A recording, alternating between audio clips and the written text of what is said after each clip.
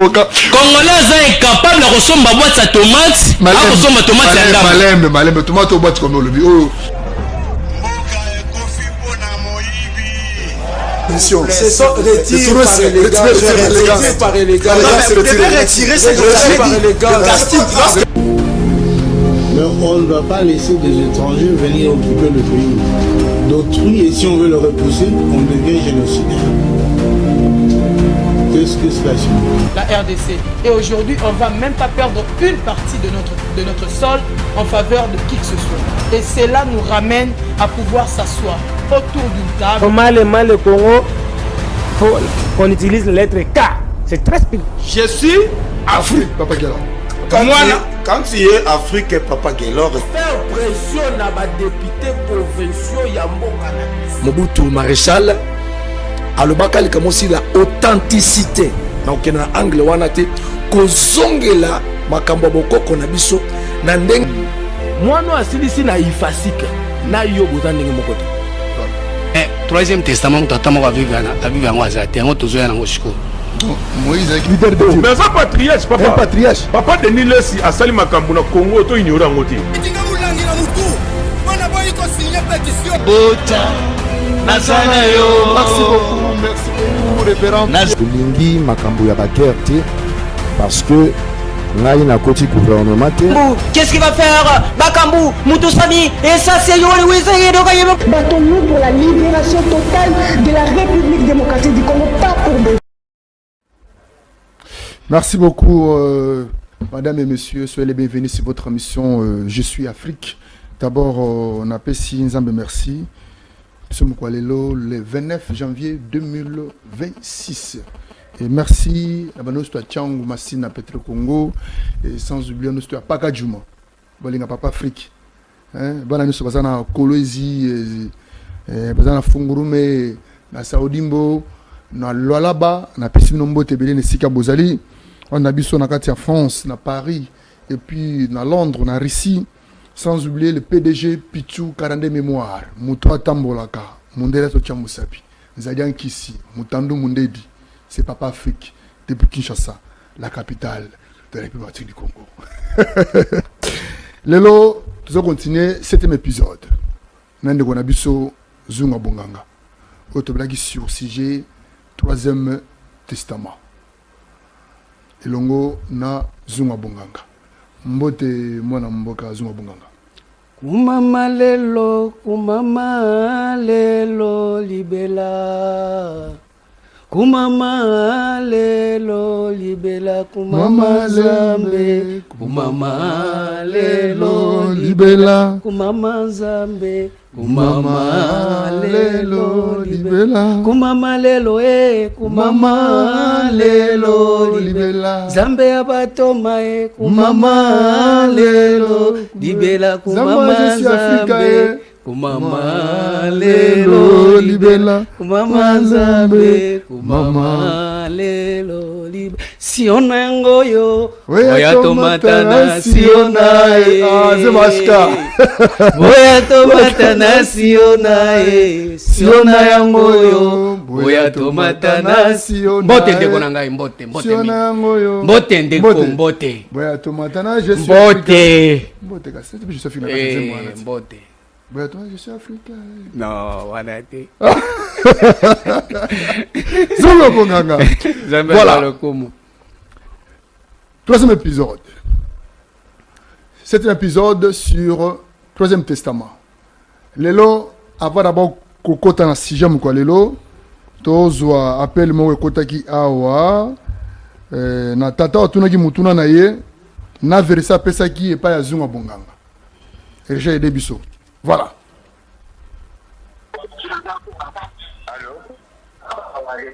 Allô. Oui, bonjour, Nangaï, oui, il s'est monté une émission dans la télévision. Attendez l'émission Hébreu chapitre 10 verset 25. Hello, Bani. Ok, ça va. Allô.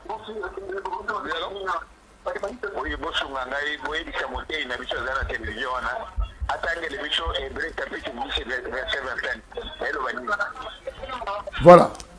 Hébreu chapitre 10 verset 25 et zolo banini oyo bato na émission Je suis Afrique par rapport les autres comme na disons 7e épisode na likambo oya 3e testament mwana mboka zunga bonganga olandi invité oyo balingaka yo atindi verset otangela bango verset ligi lobani polimbo la biso yango Nzambe azwa lokumu. Hébreu 10 verset 25 elobi boye. N'abandonnons pas notre assemblée comme c'est la coutume de quelques-uns, mais exhortons-nous réciproquement, cela d'autant plus que vous voyez s'approcher les jours. Bible elobi bien que tu abandonner l'assemblée na bisoté. Parce que ebele bato bazo abandonner l'assemblée na bango par rapport na koyoka kama te ya bato mususu. Voilà. Mais balobi esengeli bato ba s'exhorter. Ça veut dire bato ba banda côté à moko na mususu. Po ete tant bazo côté ya wana nde ba jour ekopusana. Parce que bato mingi bazo te na kati ya butu, bazo te na nuit. Mais assemblée nini oyo balobi na abandonne pas. Nde esengeli siko koyeba est-ce que ezali assemblée chrétienne? Est-ce que assemblée des témoins de Jéhovah? Est-ce que assemblée de kimbangistes? Oyo balobi to abandonné te. Po awa ezali par rapport na Hébreu 10 esika nini Christ azokita na Hébreu 10 verset 5 elobi boye. C'est pourquoi Christ a atteint dans le monde. Christ azoya na monde. Assemblée wana nde boki ko abandonner yango te. O Christ asa koti na mokili. Mais soki assemblée bato basangani Christ akoti na mokili te boko abandonner yango. Po wana eza ba assemblée na bino Christ azate. Mais soki Christ akoti déjà na monde assemblée wana nde bako abandonner te. Or tango bato bazofa na kati assemblée wana eza bato ebele te. Mukanda ya Matthieu 18 verset 20 elobi boye. Matthieu 18 verset. Car là où 2 ou 3 sont assemblés à mon nom, je suis au milieu d'eux. Au moins assemblée yango ezaka bato misato. Mibale misato. Abi esika mibale misato basangani na kombo na ngai ngana za wana. Nde assemblée wana ko abandonner. Côté assemblée ya assemblée le bien assemblée na lobi. Ya wana eza wana assemblée wana ya lobi. Parce que ngoma bengi biso mingi trop, bengi biso mingi pa likambo ya question wana. Verset pesa ki wana. Wana siko eza assemblée oyo il faut ko tuna parce que yemo ko ayebi yango mengana yebi assemblée ba bito ko abandonner teza assemblée au Christ asa kiti aye na kati. Et puis assemblée wana eza ka place mibale misato basangani nzambe aza wana. Présence ya nzambe ndeza très important. Boko sangana 1000, 2000 nzambe azate. Mais so mibale misato basangani de place wana boko na bandeko balingaka émission Je suis Afrique par rapport ya sujet oyo ya Deuxième Testament, tourmi na 7e épisode. Ce qui bobengi opesi esika ovandaka bikombo na yo opesika kombo na yo ngame se kingandi na vandi na commune tel na lingina intervenir par likambo sujet tel ya 3e testament na 7e épisode ototindi voice mais comme opesité esika pe uteli opesité donc ils malamu te donc message otinda ta voice otinda pesa référence esika ovandaka. Merci beaucoup zunga bonganga na verset kakawana Matthieu 18 verset 19 elobi boye. Je vous dis encore que si deux d'entre vous s'accordent sur la terre pour demander une chose quelconque, elle sera accordée par mon Père qui est dans le ciel. Ah, au moni que makambo ezali so bato basangani wana nzambe oyo akopesa aza nzambe oyo azali kolo mais bato bako sangana na terre. Babi soki bato mi bale misato basangani na mabele pona kosenga eloko moko. Nzambe oyo ya likolo nde akopesa nzambe oyo ya terre te. Po banzambe ya terre bazali. Bao bazolinga te bato baye banzambe. Siko place oyo bato bakosenga wana ifo bazana na terre nde nzambe apesa biloko ya likolo. Mais siko ba ensemble mususu oyo nyonso wana omona bango nyonso bafandi na se bazosenga biloko ya se nzambe pe ya likolo azate. Siko votre message concernant verset wana na ndeko zo na biso ma yapse sikate po tsokota na mtuso akumisa kiyo apreto na mozindo liso. Bon, na premier verset kaka ya Hébreu 10 elobi boye. En effet, la loi qui possède une ombre de bien à venir et non l'exacte représentation des choses ne peut jamais par les mêmes sacrifices qu'on offre perpétuellement chaque année amener les assistants à la perfection. Ça veut dire makambo azolo bana eza ba ombre. ba ombre eza réalité te ça veut dire ba assemblée wana oya bato basangani soki 1000 soki 2000 eza ombre eza réalité te mais réalité ezali soki mibale misato basangani nde nzambe aza wana et puis soki basangani na terre bayebi ke baza terre ya terre bayebi eloko te bayebi makambo ya nzambe te nde siko soki basengi nzambe akopesa makambo ya cieux akopesa makambo ya terre te nzambe afandi na cieux akopesa makambo ya cieux po ete bato ya terre ba recevoir makambo ekuta na cieux yango moni cieux eza création yango tozo yango na 3e testament. Voilà, à votre moment comme d'abord toi quand nous nene message tindaki oyo à votre temps solo mkolelo.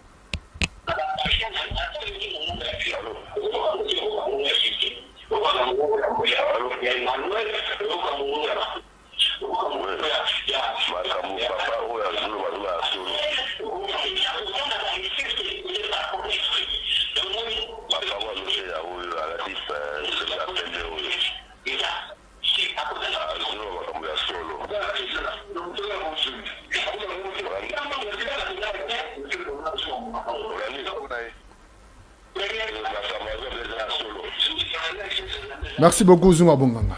Batobele moment la no mingi. Tato a témoigné le big makambo ozoteya eza makambo solo ozoko lo balikambo ya 3e testament. Impressionné par rapport à voice nae et puis ça tindaki pa na biso. Nzambe azwalo kumna mkanda ya Jean 14 verset 15 le biboy. Si vous m'aimez, gardez mes commandements et moi je prierai le Père et il vous donnera un autre consolateur afin qu'il demeure éternellement avec vous. L'esprit de vérité que le monde ne peut recevoir parce qu'il ne connaît pas. L'esprit de vérité que le monde ne peut recevoir parce qu'il ne le voit pas et ne le connaît pas. Mais vous le connaissez car il demeure avec vous et il sera avec vous. Esprit de vérité, ce qu'on a dans le monde, oyebi yango te pe okoyeba yango pete. Mais ce qu'on longwe dans le monde, esprit de vérité wana ekoya parce que yo zo garder nini commandement ya Nzambe. Or Nzambe nde commandement na ye. So ko garder commandement ya Nzambe liloba Nzambe, esprit de vérité ekoya. Tango ekoya, so ko za na monde te ko sentir que makambo eza ya solo. Mais so ko za na monde ko ba keza lokuta. Bon, bato ya monde balingaka oyebisa bango makambo ya terre. Ça veut dire makambo ya Jésus na makambo ya Moïse. Oyebisa bango makambo ya bois na makambo ya bois sec na bois vert. Mais so ko memel bango sur makambo ya Christ. Makambo ya Christ. Bois oeza au milieu du jardin bakolinga ngote yango moni tozolo ba bien ba o ya Nzambe bazali na Congo na RDC na Afrique na monde mobimba bato ya Nzambe bazali ba comprendre 3e testament pe bakokota yango na makolo bakota na mutute seconde gona ni miboy moni ke seke ye pasa na asa koti déjà to ainga akota akoti na nteme na kati na ye eza na eloko Nzambe Romains 2 verset 7 le Bible. Romains 2 7. Mingi bingi na zolo ba jeune bolandaka makambo yo bolandaka ngwe bino nyonso bozoyo kango bien po lobi na biso ko bonga po na bino. Romains 2 7 le Bible. Mukanda ya Romains 2 verset 7 le Bible. Recevant la vie éternelle à ceux qui par la persévérance a bien faire chercher l'honneur, la gloire et l'immortalité. Bato bazoze la vie éternelle eza bato bazoze la makambo ya éternité. Mais na kati na bango bazolinga bakota na gloire na makambo ekufaka te. Makambo eza na immortalité. Ça veut dire makambo ya Jésus, makambo ya Moïse eza ministère de la mort. Mais tozana makambo oyo Christ azoya nango oyo ekufaka te eza na vie éternelle. Or makambo ya vie éternelle nde makambo ya Nzambe. Makambo ya vie passagère, o ba vie courte joie, ba vaine gloire. Eza makambo ya Jésus na Moïse. So batebele bazana kati ya loi, batebele bazana kati ya vérité na grâce, basi ba vivre eloko ya Jésus na eloko ya Moïse. Mais si on tozoya na 3e testament, po etokota makambo ya immortalité. Voilà. Makambo ekufaka te. Makambo eza na bomo ya seko. Ekufaka te. Ekufaka te. Merci beaucoup. De omoni papa wana na kati na ye azana souci ya biloko wana. De azolo ba vérité. Bi vérité yango wana. Po makambo papa oyo parce que verset oyo ndimi oyo déjà. Oyo ndimi makambo na. Ye pe azana souci ke a persévérer ayoka makambo oyo po pe akota na makambo yango. Siko azolanda yo po akota kata ton testament esengani pona ye. Bon, na minute oyo tozolo ba bien tokokotisa bato a partir ya kokata nano mutu ya nyoka. Mutu ya nyoka soke kata mite mutu akokota zate. Faut écraser mutu ya nyoka. Siko bato tuninga mutunana. Obaka mutu nyoka ngo ezaka nini. Elakisaka nini. Bato lebo question na esela libela. Balobi mutu obaka bakata mutu nyoka. Mutu nyoka bakata eza mutu nini obakata nyoka et puis mutu nyoka ngo ezaka nini. Zunga bonganga. Jean 13 verset 18. Jean 13 verset 18. Ce n'est pas de vous tous que je parle, je connais ce que j'ai choisi, mais il faut que les Écritures s'accomplissent. Celui qui mange avec moi le pain a levé son talon contre moi. Mutazoli ananga lipa. Yekande mutawubomisa. Aosani. Aotwaka talon. Ozo alokolo. Aosani. Abi. Dès à présent, je vous l'ai dit, avant que la chose arrive, afin que lorsqu'elle arrivera, vous croyez que c'est ce que je suis et ce que je suis. En vérité, je vous l'ai dit, celui qui reçoit, celui j'aurais envoyé, me reçoit. Et celui qui me reçoit, celui qui m'a envoyé. Ayant ainsi parlé, Jésus fut troublé à son esprit et il dit expressement, en vérité, je vous l'ai dit, l'un de vous me livrera. Tango Judas allié na mesa azui mutu ya Jésus a livré ango alongoli mutu parce que Jésus parole faite chair ezalaki na kati ya Jésus et yaki na kati ya Judas sanga comprendre bi makambo nyonso nazana ngo na mutu eza makambo ya vanité makambo nyonso nazana ngo na mutu eza makambo ya grâce makambo nyonso nazana ngo na mutu eza makambo ya miracle il faut na longolango po ete Jésus akufa tango alongoli mutu ekei yango moyen susu Judas azala mon disciple à Jésus azate parce que Jésus déjà asa alongwe na mutu naye nalingi koloba nini bato ebele basi bayebi lelo liloba nzambe par rapport na mateya nzoto bato ebele basi ba accumuler sagesse humaine bato ebele basi bazui ba mbongo ba mombongo basali mombongo na maloba nzambe siko na minute so comprendre ya solo ke makambo yo ozotambisa mbomo inayo o efanya mutu nayo eza makambo alokuta eza makambo ya diable eza makambo ya satan eza makambo ya ba démon eza makambo ya ba esprit méchant il faut que longolango na mutu de façon ko tika la mutu vide pourtant ko tika la mutu vide nde ba ko sécuriser eloko mutu na kati ya mutu nayo pour la mort et la résurrection de Jésus et ça les makalibanda ya mutu te pour Jésus akufaka na Romains 10 verset 8 Romains 10 verset 8 Romains 10 8 Jésus akufaka libanda ya motema te elobi. Que dit-elle donc? La parole est près de toi, dans ta bouche, dans ton cœur. Or, c'est la parole de la foi que nous prêchons. Si tu confesses de ta bouche le Seigneur Jésus, si tu crois dans ton cœur que Dieu l'a ressuscité des morts, tu seras sauvé. Si tu crois dans ton cœur que Dieu l'a ressuscité des morts, tu seras sauvé. Si tu crois dans ton cœur, que Nzambe a sécurisé Jésus na kati ya motema. Pourquoi que Jésus a sécurisé na kati église, Nzambe a sécurisé Jésus na église. Koloba teke Nzambe a sécurisé Jésus par rapport ndenge tokendeki soki wapi. Mais na motema kuna eloko moko esekwa te. Wana bongo te. Faut ko sekwa ya Jésus a sekwa na motema. Na mutu. Il faut afungola motema na kati kuna Jésus aza kokufa. Na ngomba te. Na ngomba te na église pete na église te na mangengenge te na ndako pe ya pasteur te pe na faya te biloko nyonso wana sikoyo nde esali ke ba Judas baolanda Jésus mais baza na ba démon kiye moko azolo bango na Jean 6:70 Jean 6:70 Jean 6:70 ye moko azolo ba bien Judas azolanda ye mais aza na démon Jean 6:70 Jésus leur répondit: n'est-ce pas moi qui vous ai choisi, vous les 12, et l'un de vous est un démon?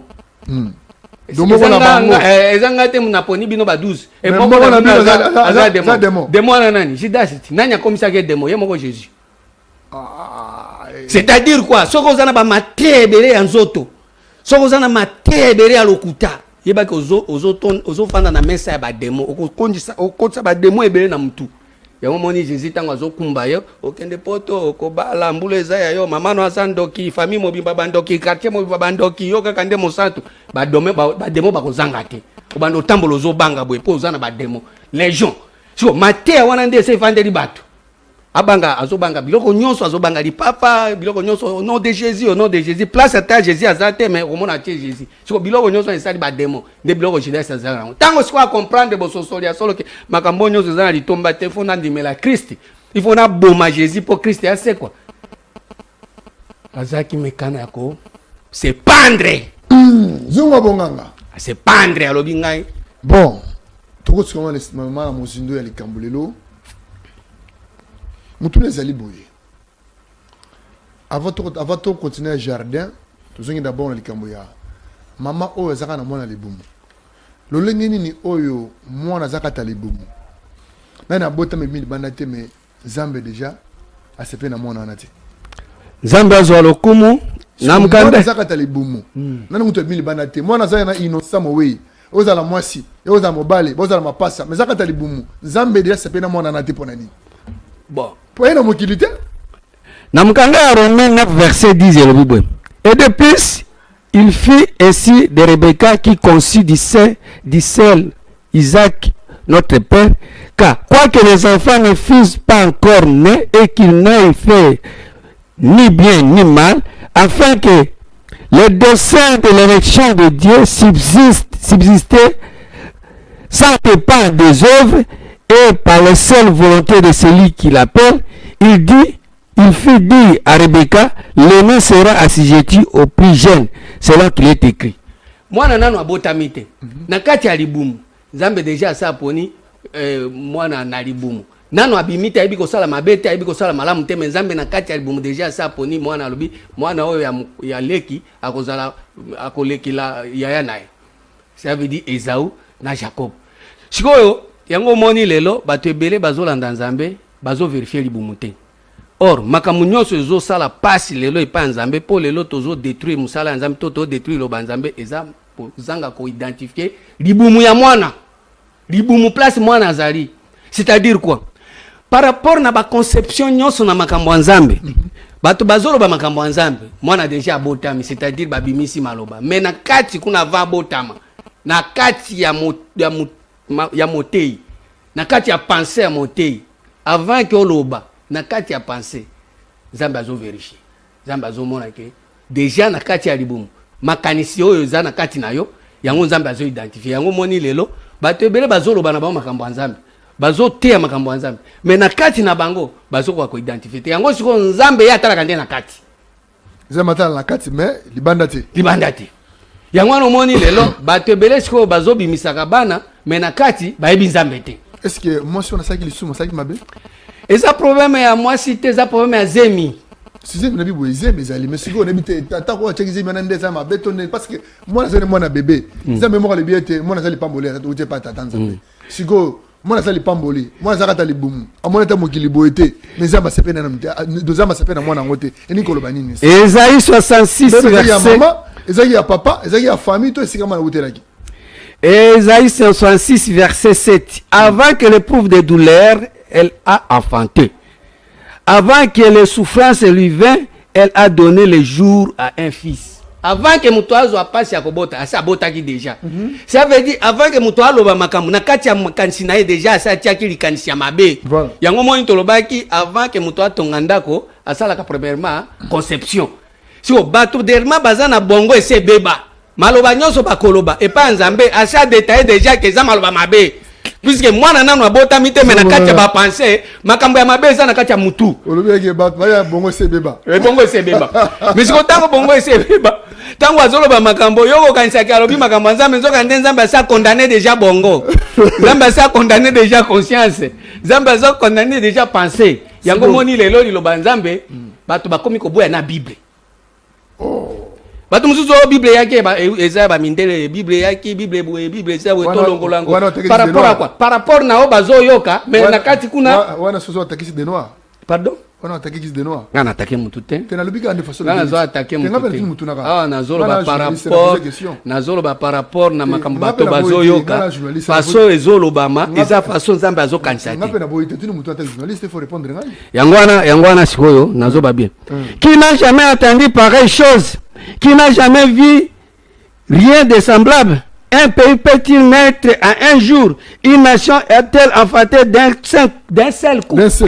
Moi siko pays oyo koki connaître na mukolo moko et connaître par rapport à quoi soki lelo na kati ya libumu baponi déjà mwana oyo azali leki yende akozala dominer mukolo c'est-à-dire makambo nyonso ezalaki liboso eza makambo mabe mukolo azalaki mabe ya omoni premier testament eza mabe deuxième testament eza mabe ya sur troisième testament mwana leki azoya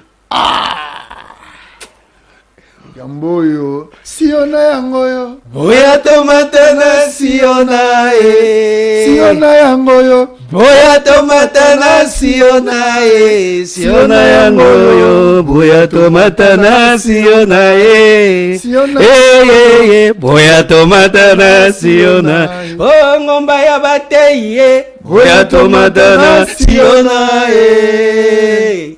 Boya tomatana Siona Siona yangoyo tomatana Siona je suis africain wana te tio bebisala makambo tio bebisala makambo yango moni mukanda ya Nzambe na Jérémie 17 verset 4 c'est l'ambiance de l'émission voilà tu perdras par ta faute l'héritage que je t'avais donné.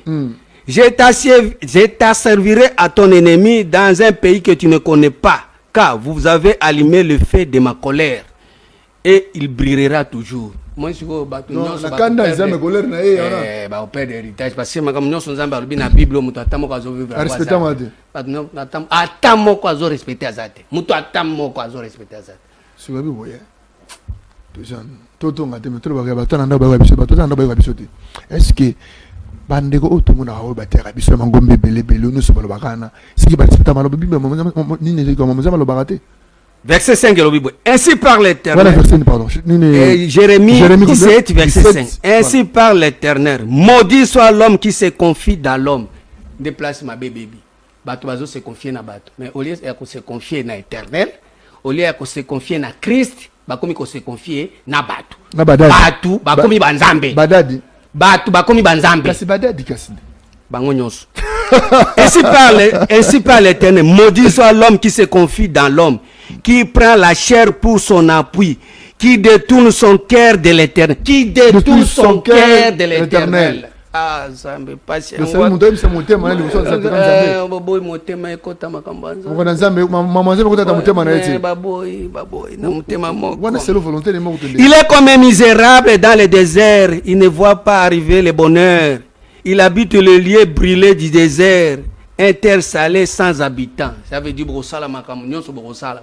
J'ai un projet. Bolbito Brosala, Brosala aussi tout Kaboué. Désert. Mamatamo ko Simbate. Projet Simbide. Et Simbate. Nyonso Brosala ko Simbate.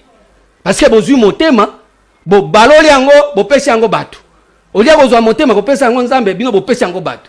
So Makamunion, bino Brosala bino Makam. Ba pekisi bino ko sate, bo ko sala. Mais ko Simbate. Yango mon tozo na 3e testament pour être tokotisa bato Nzambe na mutema. Nzambe atika ka ya Bible te, Nzambe atika ka ba blabla te, Nzambe atika ka ya français te, mais Nzambe akota na mutema. Nzambe akota na mutema. Merci beaucoup Muzunga Bonganga. Nzambe akota na mutema. Merci ça na version. Voilà. Béni soit l'homme qui se confie dans l'Éternel et dont l'Éternel est l'espérance. Il est comme un arbre planté près d'eau et qui attend ses racines vers le courant et qui n'aperçoit pas les chaleurs quand elles viennent. Et son feuillage reste vert dans l'année de la sécheresse. Il n'a pas de crainte et il ne cesse de porter des fruits. Au moins, ce qui est là, tu es ici éternel, tu es motema, tu es à la béni. Et puis tu es bota bambuma. Tu es à mbuma ya Satan. Pour mbuma ya Satan, ezoya parti à Ève. Ève a si Adam. Adam ali mbuma na sepe nango abimi libanda ya volonté ya Nzambe oyo ezali libanda ya makambo ya motema bakomi kosala makambo ya nzoto siko makambo nyonso ezali libanda ya motema eza makambo ya Satan biloko nyonso eza na kati ya motema nde eza makambo ya Nzambe siko esengeli makambo ya Nzambe banda kosalema siko ekosalema ndenge soki tozongisi bato na motema te makambo ya Nzambe. Zunga Bonganga. 3e testament. Ah, Nzambe sunga milimu. Proverbe 13 et 4 verset 23. Merci beaucoup, Ashka. Garde ton cœur plus que toute autre chose, car de lui viennent les sources de la vie. Garde ton cœur. Batela motema na yo koleka mbongo. Batela motema na yo koleka diamant. Batela motema na yo koleka wolo. Batela motema na yo koleka mwasi. Batela motema na yo koleka bana. Garde ton cœur plus que toute autre chose. Ba mongo, lokola drone, mongo wana. Non. Écarte de ta bouche. Écarte de ta bouche la fausseté et loin de tes lèvres les détours. Écarte de ta bouche. Ba mongo balobaka ete ba wa sepesa nzoto. Sikoyo ba mongo abatela yango wana omoni sikoyo. Zambe na bolingo na. Zambe na bolingo na azoya sikoyo kozwa Jésus ko tiene kulusu ko lakisa yeke ozo sala erreur ozo pesa bato ba mabala o pesa bango basi o pesa bango bana o pesa bango mutuka o pesa bango bandako o pesa bango mais motema boko ko batela te ba musu ba sepesa nzoto ba o batela nde motema te motema batela te motema bo batela oh champion drone OK mais motema bo batela te motema batela te merci beaucoup zonga bonga siko lelo tout mo ezali boy pona nini Nzambe mutuna moko to apengi to na sujet pona nini Nzambe azwaka bana na ye moko a livrer bango epai ya Satan après moi je défendre bango siko Nzambe tataka biso tika biso na qu'est-ce que c'est ton ndeni Nzambe ta masona Satan na kuzu tanto ebate donc ne bate pasala dialogue na bango bango mbana Satan ton ndengeni okoya ko scandaliser milimo ya bato makambo zotu na nga na ebite grandeur ya réponse na kopesa yo monene ya réponse na kopesa yo moyen moi pe na batama na bomba ngo ezapete na kopimisa ngo kaka moi je pose la question ça vous de me répondre zonga bonganga on a na tangi 1 Corinthiens 5 premier verset on entend dire généralement qu'il y a parmi vous des impudicités et une impudicité telle qu'elle ne se rencontre pas même chez les païens. C'est au point que l'un de vous a la femme de son père. Moni Zambe atiki batu nyonso basa l'impudicité bazwa basi atata na bango. Babala basi atata na bango. Bazwa batambola basi atata na bango. Quel nani tata na bango? Vous avez pour père le diable. Vous voulez accomplir les désirs de votre père. Il est le meurtrier. Il ne se tient pas dans la vérité. Il est le père du mensonge. Zambe a livré bango batambola na mwasi nae. Mwasi ya diable. So diable aye na mwasi batu msusu bazokota na kati ya communication na mwasi wana. Or mwasi wana nyoka pe atambola kinaye. Aza prostituée. C'est-à-dire quoi? Mate ya nyonso ezo ya kolakisa batu makambo ezali ya diable. Batu bazo sepela nango. Batu bazo latango. Batu ba omona ki yango nde bonzambe. Non. Sikoyo. Zunga bonganga. L'émission était maître suivi. Zunga bonganga. Pasteur ateyete okende poto. Diable nda zokumba bango. Okobala. Diable nda zokumba bango. Famille za boye. Et c'est passé à terre blog wana. Ezaka mabe. Ezaka bunzambe te. Le na tangi hébreu nani Luc 4 verset 9. Luc 4 verset 9. Le diable le conduisit encore à Jérusalem, le plaça sur le haut du temple et lui dit: si tu es le fils de Dieu, jette-toi d'ici en bas, car il est écrit. Omoni makambo, eza makambo esalema chaque jour. Mutokoza na azana makanisi ya malamu. Mutokoza lingi na Nzambe. Olia matalikolo, diable azoyeb se kitana se. Tala kaka makambo ya se. Ona diable azoyeb se. Ndia azoyeb se. Bois kama na se. Parce que soko bois kama na se, ba ange ba ko soutenir. C'est-à-dire quoi? Ba ange oyo ba yebisi bato sa mwana Nzambe, ba ange ba bandande ko soutenir muto abois kama na se. C'est-à-dire muto asali makambo abuzoba azozwa ba verset biblique azo accompagner nango pour epesa courage ke azo sala malamu. Azo appuyer buzoba. Asa asali mabe, mais azo appuyer na verset biblique. Or ba ange wana nde ba verset biblique. Bible lobby ne touchez pas à mes ouais. Or asa sali buzoba. Siko makambo wana bato ebele bazokwaya na se tilelo. Atamboli na makangu asali atamboli na jeune fille asali ne touchez pas à mes ouais.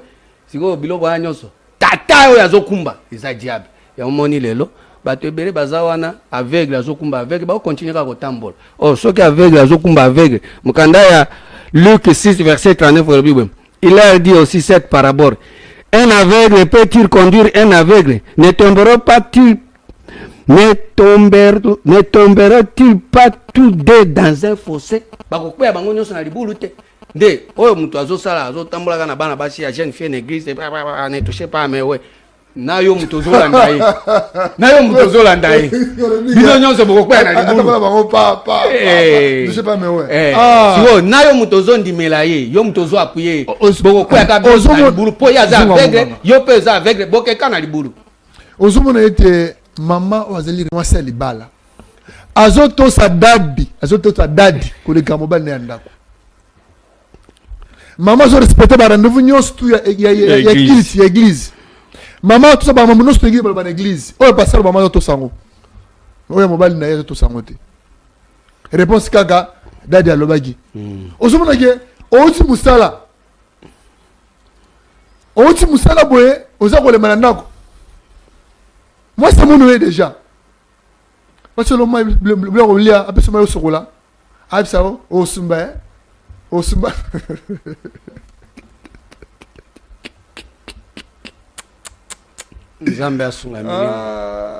c'est le bala. Ah, toi, ça m'est pasteur d'Adi na yeke mobile na ndako. Surtout na moi, c'est ndako. C'est là mbaki déjà. Au Sumba ya. Moi, c'est répondre au bon. Yangwana. Mais pas d'aide, le bailo, on n'a pas d'aide. Et pas d'aide, on tous makas. Yangwana. Hein?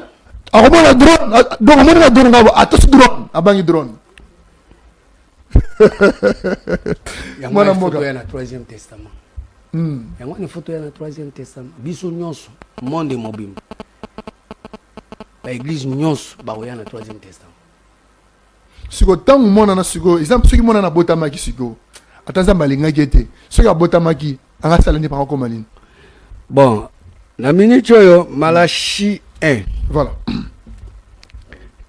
pour moi qui na suga déjà to ki na suga siko te vezangonga on va te mettre de pas que c'est le gars de voilà c'est des heures d'itapamba.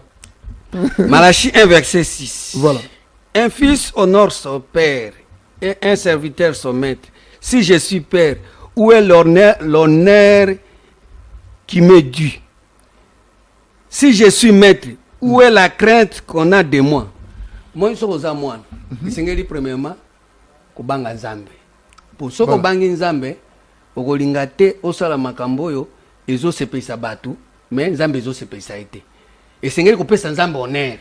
Mais ce que batu balingi ko pesa nzambe honneur te. Balingi ko pesa kobanga batu. Kopesa bato honneur ou la kopesa nzambe honneur yango mwana nyonso azobotama sans prota pesa nzambe honneur aza modi depuis libumu nzambe déjà sa modire na libumu tant kaka zobima bwenzambe asa modire déjà akobénir ete yango mo comme malédiction ana et kozala tina 4e génération or na 4e génération de sika ba astre bazali ça veut dire mutu na mutu azotea matea na ndenge naye or tango yo ozotea matea na ndenge na yo ekabwani na kati ya 4 branches et branche na branche et puis ezozwa moko ekei na est mususu na ouest moko na sud ebungisi déjà molimo ya mutu moye mutu ayeba isu nzambe ezate yango boni batu nyonso bazolanda sikoyo matea ya oyo ese kabwani église pe kabwani famille kabwani mboka batu bakabwani makambo nyonso ekabwani puisque matea ekoki jamais koinir bato oyo bazolinga nzambe te soki olingi nzambe te nzambe pe akosangisa bino te.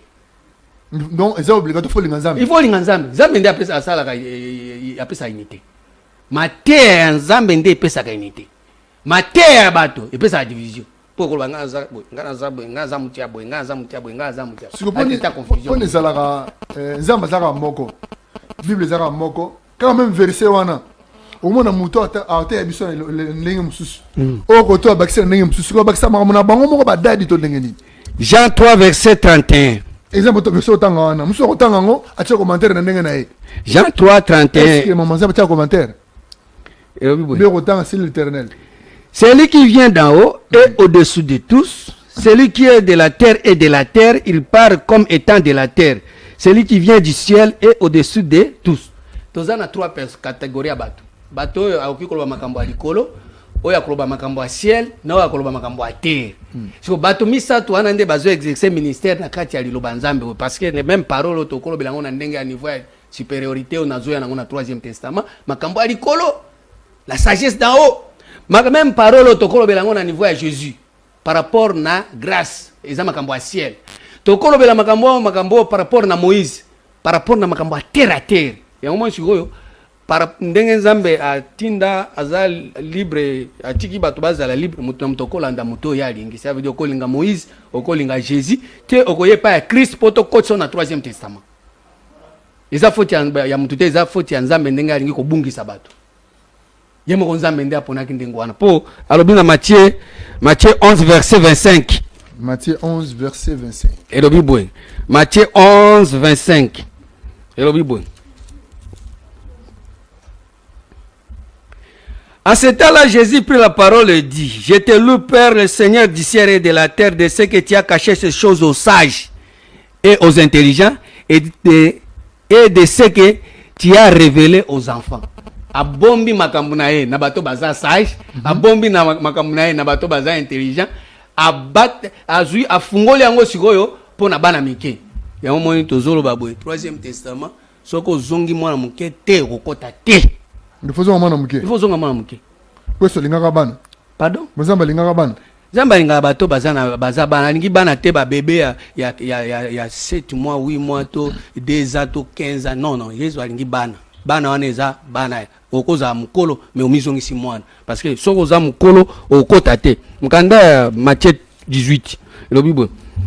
À ce moment, les disciples s'approchaient de Jésus, dirent qui donc est le plus grand dans le royaume des cieux? Jésus ayant appelé un petit enfant, le plaça au milieu d'eux. Et il dit, je vous le dis en vérité, si vous ne vous convertissez et si vous ne devenez comme les petits enfants, vous n'entrerez pas dans le royaume des cieux.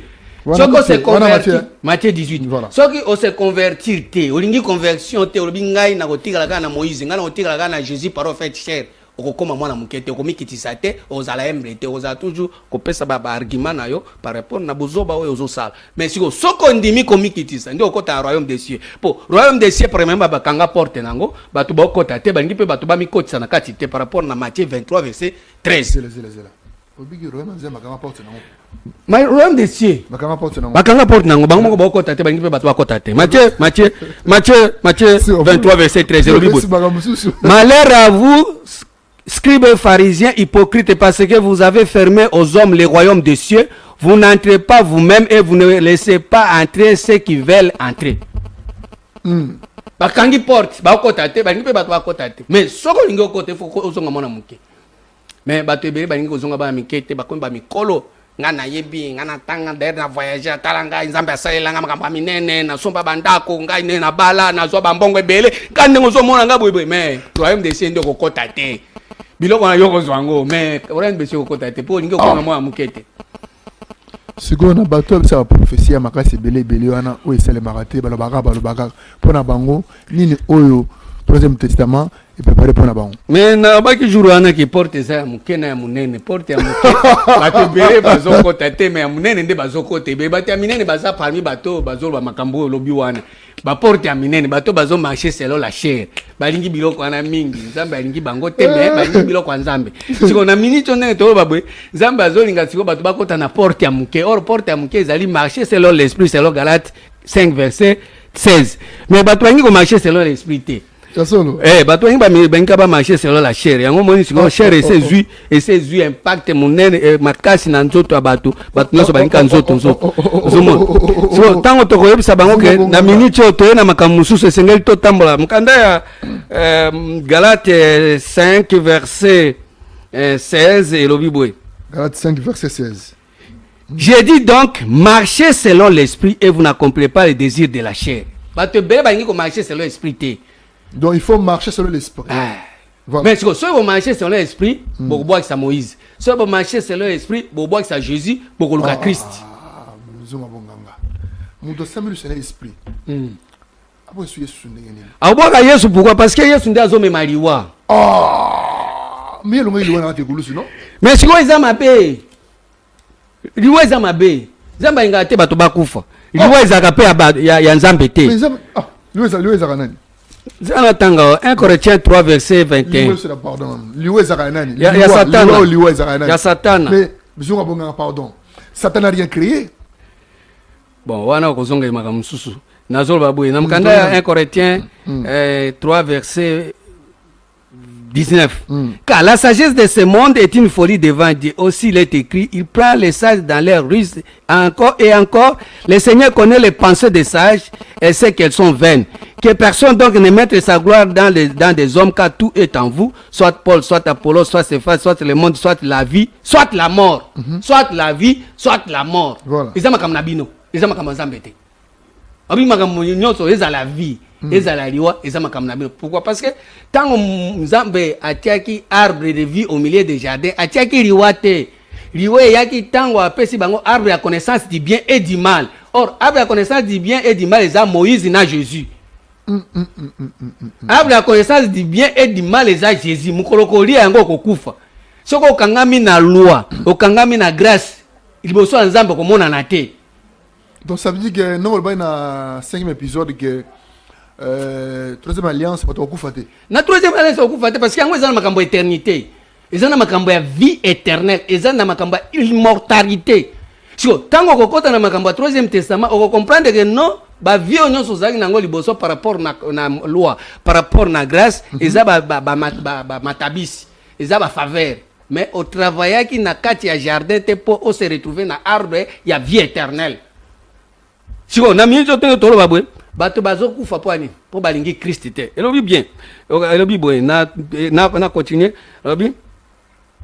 On continue. Na 1 Corinthiens 3 verset 21. Personne donc ne mette sa gloire dans des hommes, car tout est en vous, soit Paul, soit Apollos, soit Céphas, soit le monde, soit la vie, soit la mort, soit les choses présentes, soit les choses à venir. Tout est en vous et vous êtes en Christ et Christ est en Dieu. Christ est en Dieu. Balobi Jésus. Christ est en Dieu. Et Seigneur Batoba baluka Christ. Comment ils ont bien gardé Jésus? Mais Jésus ndi aza troublé, azope sa troublé. Jésus a trouble. Trouble makasi. Yenda zoti a division. Yenda azali maître ya bato. Nazo siko na deuxième épisode ba était c'est mec qui est muto ça na Christ que Jésus. Oui. Soko za na kati ya Christ ako sala nini? Ako ya ko renouveler intelligence. Limona na bo so muto na Christ ako mandenge nini? Romains 12 premier verset. Na Christ ako mandenge nini? Romains 12 premier verset. Je vous exhorte donc frères par la compassion de Dieu à offrir vos corps comme un sacrifice vivant, saint et agréable à Dieu, ce qui sera à votre part un culte raisonnable. Ne vous conformez pas au siècle présent, mais soyez transformés par le renouvellement de l'intelligence afin que vous discerniez quelle est la volonté de Dieu, ce qui est bon et agréable et parfait. Quelle est la volonté de Dieu? Oh, la volonté de Dieu, ce n'est pas Jésus. La volonté de Dieu, ce n'est pas Moïse. La volonté de Dieu, ce n'est pas les prophètes. La volonté de Dieu, ce n'est pas diable. La volonté de Dieu, c'est Christ. Christ a entré dans le monde de l'udu. Tu n'as voulu ni sacrifice, ni holocauste. Tu m'as formé un corps. Oh Dieu, je viens pour faire ta volonté. Romains 10, versets 5 à 7. Je viens dans le rouleau du livre, il est question de moi. Christ a zobé tatolo. Christ inde mutu atamoko nazoba bien mutu atamoko alinga Christ pour ceux qui ba to balinga Christ mboka ezane na niveau tozana mboka ezabwete. Oh zunga bonganga. Donc mutu motenga Christ te. Mutu atamoko alinga Christ pour ceux qui to linga Christ mboka ezana niveau tozokende boete. Siko do bato balinga Yesu erreur, bato balinga Yesu basali erreur. Mais bato balingi Yesu yango moni Yesu sikwa zotia division. Mutu mutazana église na ye, ngala za mutu aboye, ngala za mutu aboye, ngala za mutu aboye. Jésus mutu azotia division. Aska, yo za mutu aboye. Ngala za mutu anani, ngala za mutu akingani, ngala za mutu aboye. Ngala za mutu ngala za bato aboye, bobo bongisa kati, bobo bongisa te. C'est retourna Pedro, naza kotenini. Mongo ya solo drone, mongo solo solo. Oza kotenini. Oza kota Christ, to kota Jésus. Luc 12 verset 51. Voilà, donc bon avocat. Pensez-vous que je sois venu apporter la paix sur la terre? Non. Vous dis-je, mais la division. La division toujours. Il y a la division. Donc il se fait la division. Lilobao e kabola batu. Mutu na mutu alingi intérêt na ye. Yango moni Bible e kabola batu. bato ebele bazoyaka liboso ya bible oyo boye batangi bakabwani nga za mutu ya boye nga za mutu ya boye olie bible esangisa biso olie liloba esangisa biso ezokabola biso or jésus ce n'est que la parole ntango bokabwani deja ekoti na koza esu malembe bokabwani ekoti partout me mutu akangami na bible me boyokani eza te bomoko eza te me aza kaka nzambe na ngai jésus na ngai ntango division ezali Romains 16 comme malembe. Papa, au monde église est divisée, famille est divisée, tout le monde est divisé. Suivi malembe. Romains 16 verset 17. Je vous exhorte frères à prendre garde à ce qui cause des divisions et des scandales au préjudice de l'enseignement que vous avez reçu. Éloignez-vous d'eux. Ça veut dire qu'il faut qu'on les s'éloigner à Jésus. Pour y avoir ma division. Car de tels hommes ne servent pas Christ notre Seigneur, mais leur propre ventre. Bazo servi Christ. Bazo servi ma boumuna bango. Ah bon? Eh, si on a katiari boumou, zambazo boye déjà moi na katiari boumou. Moi na katiari boumou. Eh, zambazo boye. Parce que bazo servi ma boumuna bango. Oh. Eh, si on sort tangi boye, nabi. Car de tels hommes ne servent pas Christ notre Seigneur, mais leur propre ventre. Et par des paroles douces et flatteuses et séduisantes et séduisant les cœurs des simples. Bazo séduire ma cœur, mitema ya bato baza komi kitisa. Bato bazo ya ko diviser, ba séduire mon thème, pe diviser côté. Si ko diviser côté na église, yeba ke nanda ko pe kokota. Ah bon? So diviser côté na ndako, yeba ke kota pe na quartier. So côté na quartier, kota pe na ba politique partout, division na division. Na ezo côté ça. Matea oyo bato servir likolo nini ya mabumu na bango siko tant mutu azo servir libumu na ye yoka nisi libumu na ye etali wapi etali na se yango mwana na mukanda ya Philippiens 3 obi libumu na etali na se libumu etali na se Philippiens 3 verset 19 elobi boye Philippiens 3 verset bokondane ngate bokondane Bible elobi boye na 18 car il en est plusieurs qui marchent en ennemi de la croix de Christ. Je vous en ai souvent parlé et j'en parle maintenant encore en pleurant. Leur fin, c'est là la perdition. Ils ont pour Dieu leur ventre. Bazana nzambe na bango ezanani libumu na bango. Nzambe libumu. Ça veut dire conception nyonso ya buzobe bato bakosala boye nzambe na biso ba bota boye division. Tango ko bimisa boye division. Ya moni Jésus tango aya botami na nzoto avant que Simeon azoye balongola ke na no poso. Merci beaucoup. Poso ezo ya pesa division.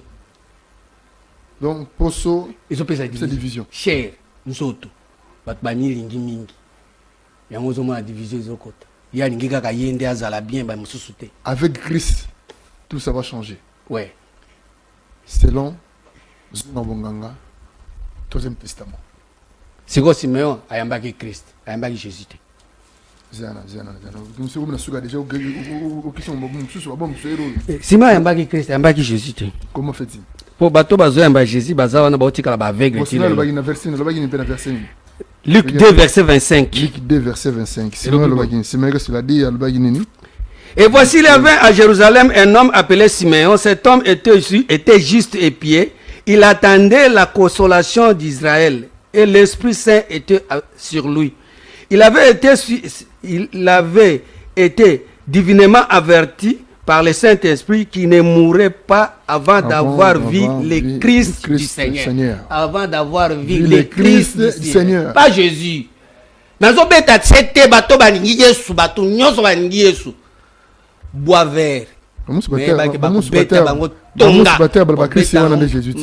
Masete bakomesa bango vinaigre pour sentir que makambo nyonso bazana ngo eza poison na libumu.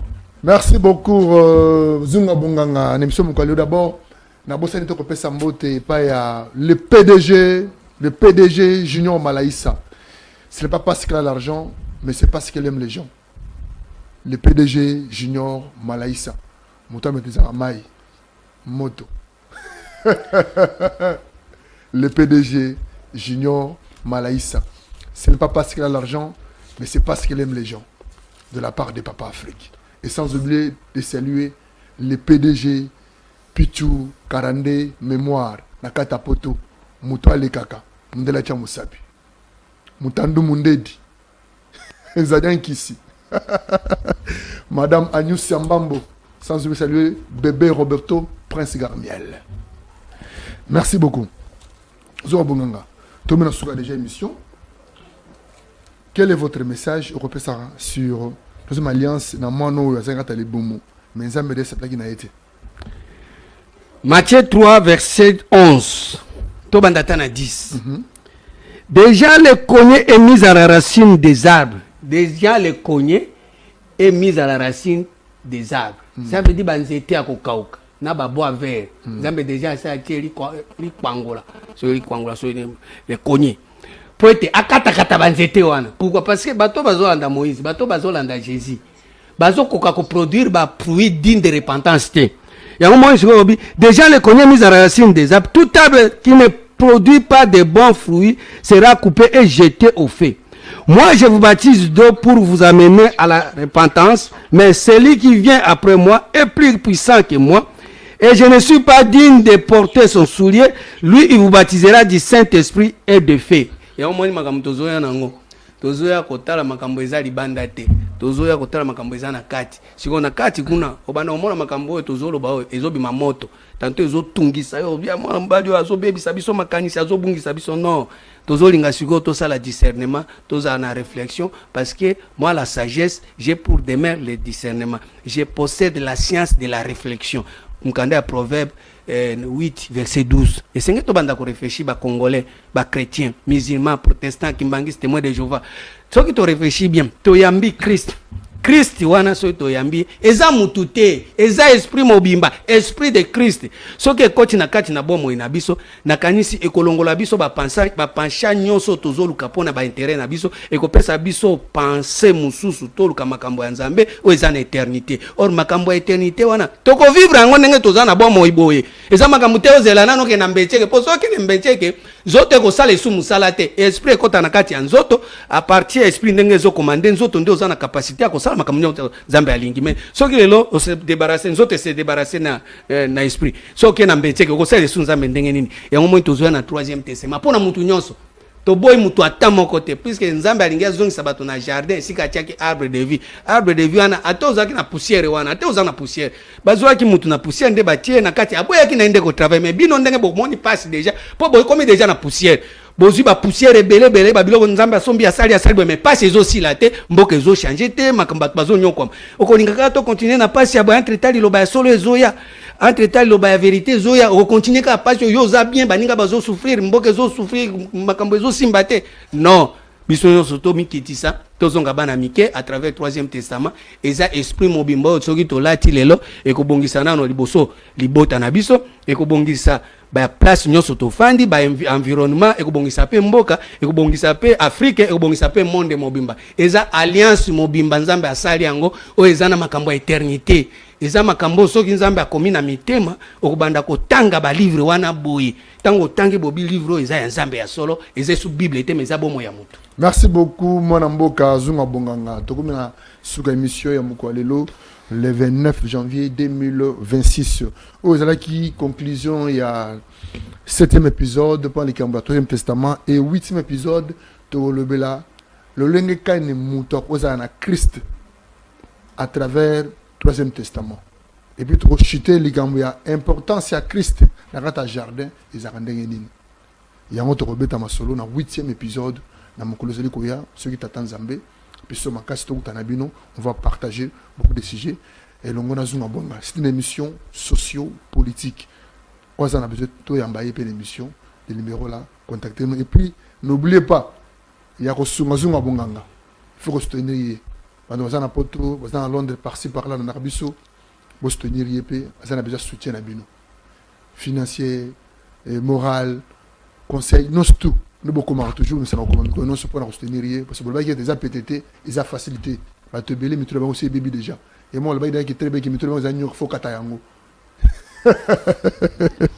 Merci beaucoup na petit merci mingi na régie et HK na régie sans oublier drone assistant émission à régie et puis Pesambote na tout le peuple congolais tout il y a diaspora et les banamboka Zunga Muganga nous sommes à la fin de l'émission je suis Afrique message. Kumama lelo libela. Kumama lelo libela Nzambe siona. Kumama lelo libela nasengi ngoluwe kidiza ngolu na salela yo kidiza ngolu na salela yo. Merci beaucoup, nous sommes à la fin de l'émission. Je suis Afrique. Merci Ashka. Merci Michel. Congolais est incapable de ressembler à boîte à tomates. Ressembler tomate à malembe tomate au boîte comme le bio. C'est ça, retiré par les gars. Mais on ne va pas laisser des étrangers venir occuper le pays d'autrui et si on veut le repousser, on devient génocidaire.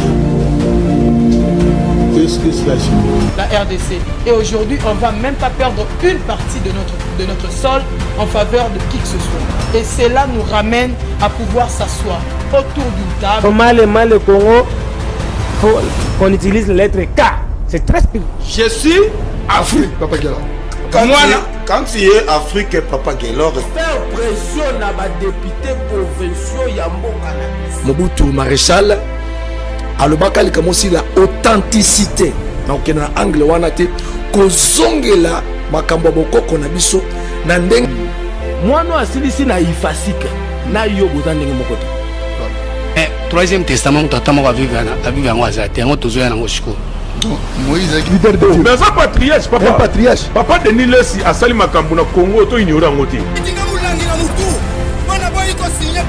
Bota Nazana yo. Merci beaucoup, révérend.